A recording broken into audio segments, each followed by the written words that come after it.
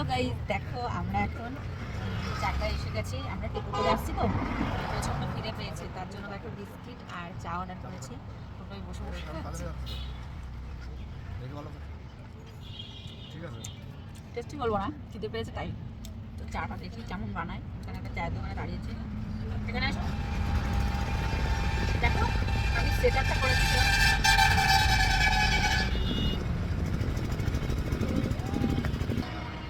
কি গো, চাটা কোথায় দাও? বিস্কিটটা শেষ হয়ে গেল, আমি একটু ডুবি খাবো।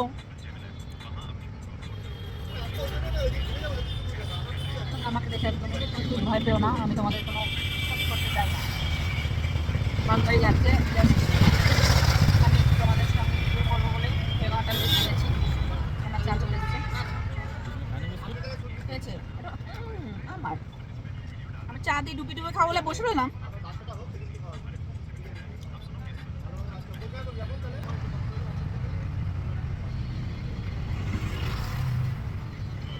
দোকানের চার এই একটা প্রবলেম, এখানে একটা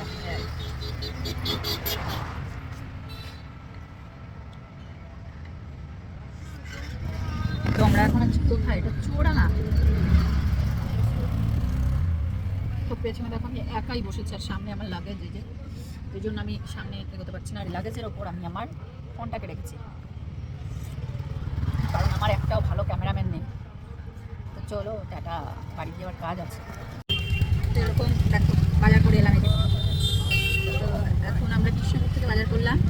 আমরা কোথায় গেছিলাম, কোথা থেকে কোথায় এলাম, বাড়ি যাওয়ার পথে ভাবলাম বাজার করে নিয়ে যাই, কারণ রান্না করতে হবে। বুঝতে পেরেছো আমার অবস্থাটা, রান্না করতেই হবে। খেতে এই কটা দিন বেশ আরামেই ছিলাম।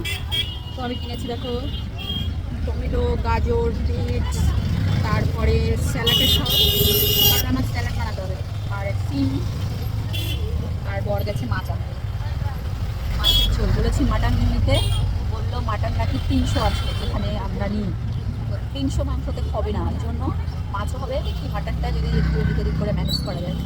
চলো এখন কোনো কথা হবে না, বুঝেছো? তো এখন প্রায় 3টে বেজে গেছে, আর আমার রান্নাও কমপ্লিট হয়ে গেছে। তোমাদেরকে দেখাই, আমার ঘরটাকে ইগনোর করো। এই যে দেখো স্যালাড কেটেছি, এটা হলো ইলিশ মাছ দিয়ে বেগুন, এটা হলো মাটনের ঝোল, আর এখানে ভাত দেখো, আর একটু সিদ্ধ দিয়েছি, সিম সিদ্ধ। তো এইগুলো এরকম করে এই যে এইভাবে দেব, আর এইভাবে ধরে খেতে হবে, এই যেরকম করে। দেখতে পাচ্ছ স্যালাডটা কি দারুণ হয়েছে বলো, অসাধারণ। কি গো দেখো আমি এইটুকু সময়ের মধ্যে কী রান্না করলাম। 1 ঘন্টা লেগেছে, 1 ঘন্টা পাক্কা, 1 ঘন্টা আমি রান্না কমপ্লিট করেছি। তার মধ্যে আমি স্নান খাওয়া মানে এসে প্রচুর চাপ ছিল, বুঝতেই পারছো। তার জন্যই দেখো এটা মাটনের ঝোলটা কিন্তু জাস্ট নামিয়ে নিয়ে এলাম, ধোয়া উঠছে, আমার তো জিভে জল চলে এসেছে। স্যালাডটা